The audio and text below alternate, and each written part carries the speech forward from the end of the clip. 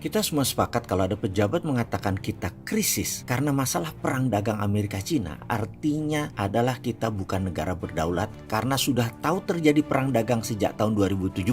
Tetap kita tidak punya rencana kontingensinya atau cara mengcounternya. Itu kita sepakat ya, kalau saat ini kita lemah dari sisi ekonomi. Lalu kita semua tahu harga dolar di awal pemerintahan SBY 2009 harganya adalah 11.500 dan sempat menguat ke 8.500 di tahun 2010-2012. Lalu melemah lagi hingga 12.400 di tahun 2014. Lalu di zaman kabinet kerja awal 12.400 nilai dolar terhadap rupiah melemah ke 14.200 hingga saat ini. Dan di tahun 2019 ini yang jadi pertanyaan, apakah di tahun 2024 pada saat serah terima pemerintahan baru harga dolar berapa? 11.000 kah atau 17.000 kah? Lalu hutang di tahun 2014 ke 2019 kita semua tahu hutangnya berapa naiknya. Lalu di tahun 2024 kira-kira hutang lunas atau nambah lagi besar? Selama 10 tahun di bawah pemerintahan SBY hutang Indonesia naik 1.300 triliun rupiah dan di zaman kabinet kerja dalam 4 tahun saja hutang Indonesia nambah 1.800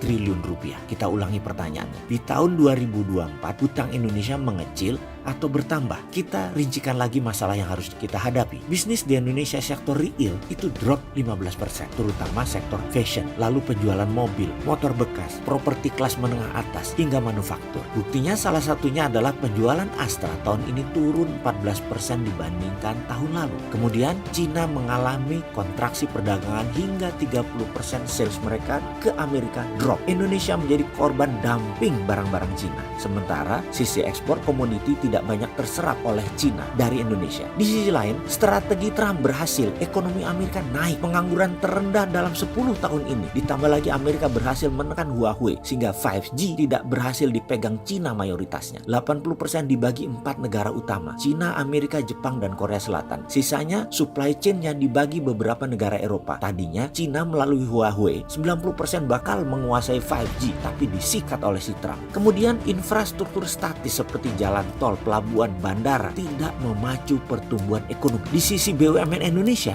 yang bergerak di bidang infrastruktur juga anomali. Banyak kerjaan tetapi mengalami kerugian keuangan dengan hutang yang sangat besar karena jalan-jalan tol yang dibangun BUMN banyak yang sepi sehingga operasionalnya sangat rugi. Ramenya lebaran saja. Lalu bagaimana solusinya? Bagaimana supaya tidak terkena resesi? Saya memilih menengok sebentar di tahun 1861 di mana penduduk Amerika saat itu masih 31 juta. Lalu dalam kurun 30 tahun naik menjadi 62 juta. Bahkan di tahun 1910 mencapai 92 juta. Kenapa bisa naik segitu cepat? Apakah karena angka kelahiran? Bukan. Karena terjadi migrasi besar-besaran dari Eropa. Dari tahun 1860 ke 1890, imigran Jerman ada 4 juta. Imigran Scotland ada 3 juta. Imigran Italia ada 3 juta. Dan berbagai negara Eropa lain masuk, terutama Eropa Barat. Baru tahun 1900 Eropa Timur baru mulai masuk dan puncaknya sebelum Perang Dunia Kedua. Ini poinnya. Mengapa mereka pindah? Saya singkat info sejarahnya. Karena di Eropa para raja, landlord, plutokrasi melarang kaum di luar bangsawan untuk kaya. Melarang semua manusia itu untuk sejahtera.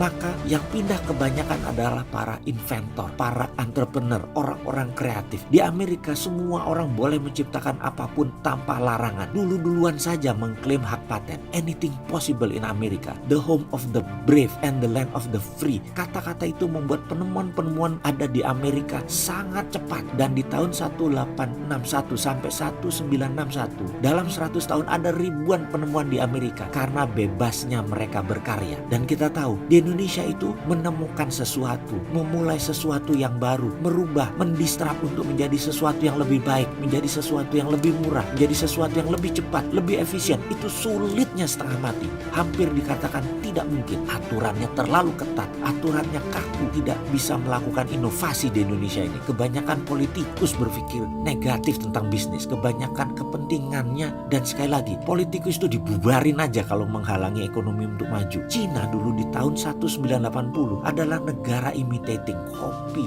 ambil, tiru, memalsukan semuanya sampai mata uang mereka palsukan dengan renminbi dan yuan.